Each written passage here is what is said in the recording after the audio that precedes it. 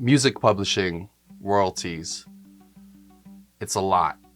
But I work with so many artists and creators and music producers that just don't understand what they are, what music publishers do, where royalties come from, who collects them, how you get paid. In this video, I want to keep it short and sweet and make sure that you get some value from it. Be it you're a new artist, music producer, songwriter, or you've been in the business for a while, but you just kind of need a checkup or run through of how publishing may have changed in the last few years, the companies that you should be signed up for, or just need some tips and tricks on how to make sure you're always getting the royalties that you deserve. So get some coffee, get some tea. I got my incense and candle lit, and let's go.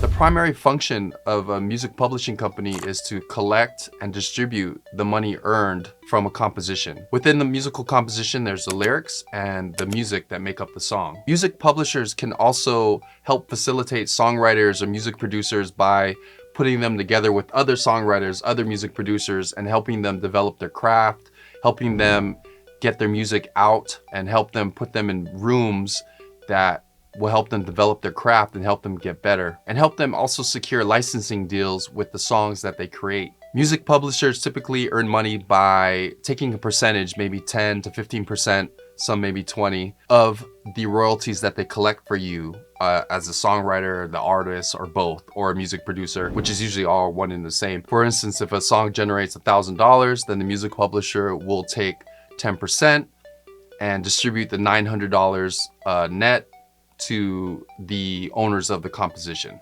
There's a lot of different deals. You could have a music publishing deal where they take 50% of the revenue generated. Those usually are deals where you've been advanced a certain amount of money to dedicate to your craft, to dedicate to songwriting, to dedicate purely to creating hit songs. So a publishing company could advance you money for 6 months or a year so you can fully engage in just songwriting. And in turn, they're gonna take 50% of money for maybe 2, 3, 4 years out, or for a certain amount of compositions. Historically, that would be a typical music publishing deal where you're signed to a publisher and they're there to help you advance your career, or they believe in you, so they give you some kind of advance and they take a 50%. Then there's the publishing administration, where they're not gonna do any of those things. They're not gonna help you get in rooms with other songwriters, other music producers. They're just there to really help you collect your royalties. And they'll take something like a 10 to 15% cut on the revenue that they bring in for you. That's a pure admin deal. That's a pure publishing administration deal. And these publishing companies can be independent, like a song trust, or there's many out there, or they can be affiliated with a major record label, which a lot of these large record labels have their own publishing arm that are all under the same umbrella. But nowadays, we're independent. I have a lot of friends that are signed to both. I have some that are signed to a big major label publishing deal, and I have friends that are signed to an independent publishing company.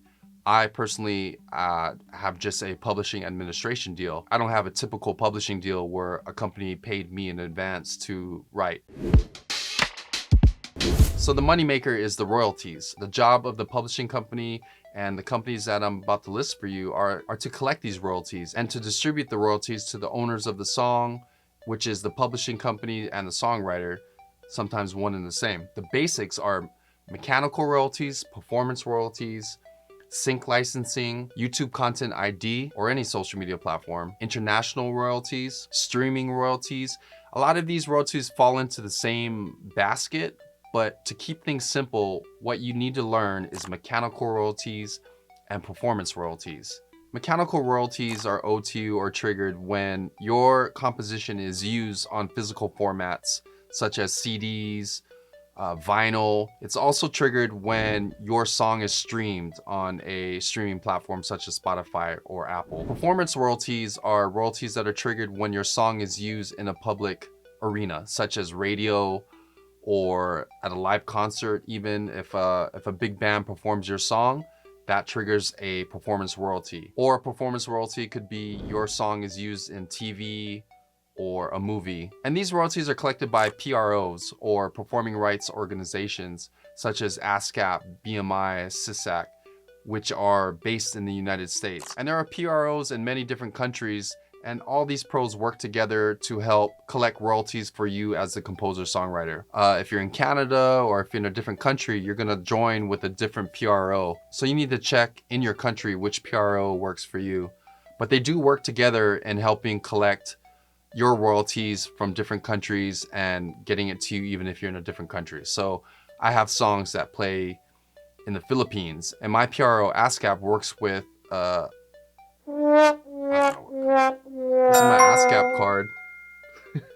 Member since 1999. So I've been writing music for quite a while and been with ASCAP for quite a while. I'm not sure if there's a benefit to being with one or the other, but ASCAP has been a great organization for me, and their website is great, easy to use, and they actually have a lot of member benefits. It's just a one-time sign-up fee, and you're gonna wanna sign up as a writer and also as a publisher. I might do a whole nother video on this, but you wanna make sure you're on both sides if you're independent. Obviously, if you're with a publishing company, then they're already registered with ASCAP or BMI, whoever they're using. But if you're coming into this as a fully independent writer and you're starting your publishing, I would suggest doing both. And that way you'll collect the full 100% on the royalties collected. Another royalty that can be collected is from sync licensing. If a TV show or a film or a video game uses your music, there's a sync licensing fee that they need to pay. It can work in a lot of ways, but there's royalties on the front end and the back end. Sometimes just the back end, but there's definitely royalties to collect when your music or composition or something that you were a part of that you wrote is used in any of these media formats. Then there's sound recording royalties. I know this is confusing, but sound recording royalties are basically royalties that are paid to the person or entity that owns the actual master. The master recording is the actual song itself, not the composition, but the actual song itself, the physical recording of that song. Somebody owns that master. So for instance, Michael Jackson wrote or co-wrote Human Nature, but he did not own the actual master of that song. The master was probably owned, I don't know, it's probably owned by Sony, or the record label that he was signed with owned the actual master, the physical recording of that song. So there's a separate royalty that's paid to the owner of that master of the song, not the person who wrote it or composed it. That's a whole separate royalty. There's a royalty paid directly to the owner of the master of the song. And in most cases, for us as independent artists, you probably own the master also. So you're gonna get paid for being the owner of the master. You're gonna be paid for writing the actual song, the composition. So you have to understand that there's several ways to be paid, and there's several types of royalties that are triggered, and you want to make sure that you're getting all of that. YouTube Content ID or any social media pays royalties to the rights owners of the song, and they also pay a small portion to the composers.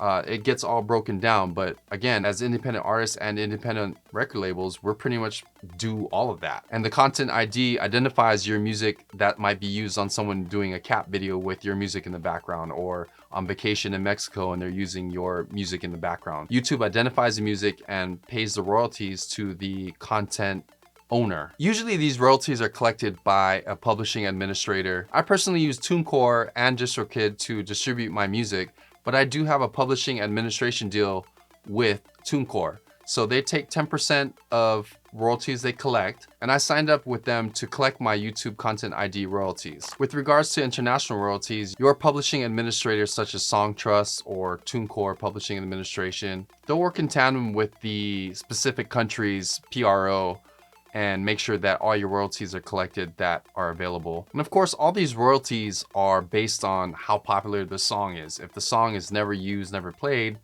there's not much royalties to collect. If the song becomes a hit, there's plenty of royalties to collect.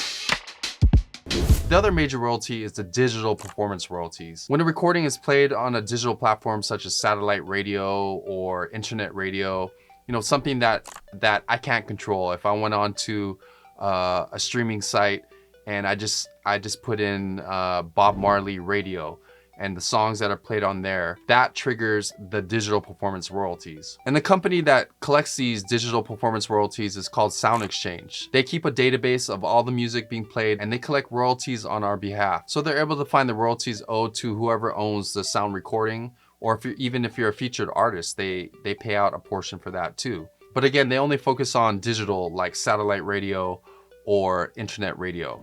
They don't look at normal FM AM radio. They only look at digital platforms. Take care of your babies, take care of your songs. These are your pieces of art, and you deserve all the royalties that are there for you for these. You've worked so hard on these songs, you know? Treat these songs with care, treat it like a business. You are an artist, you're a creator, you're a music producer. This is how you're gonna make your livelihood. This is your mailbox money, this is your passive income, this is it. This is the stuff we gotta take care of. So again, there's 3 things that you need to sign up for.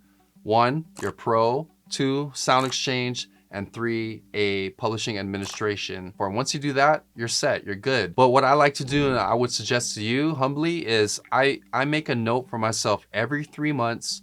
It's on my calendar every 3 months to do a cross check. Just check all the songs that have been released, make sure it's registered correctly. Sometimes I work with artists or different labels and they say, yeah, it's been registered, we put it, but a lot of the time they don't do it. Even your admin may miss putting your song inputted correctly with ASCAP or BMI. And to every 3 months, just go through Sound Exchange, do the search and claim on their website, and make sure if you see your recording that it's associated with you, you make the claim. Especially on the side, if it says usage, yes, that means there's money sitting for you. I think they hold on to it for maybe 3, 4, 5, I'm not sure.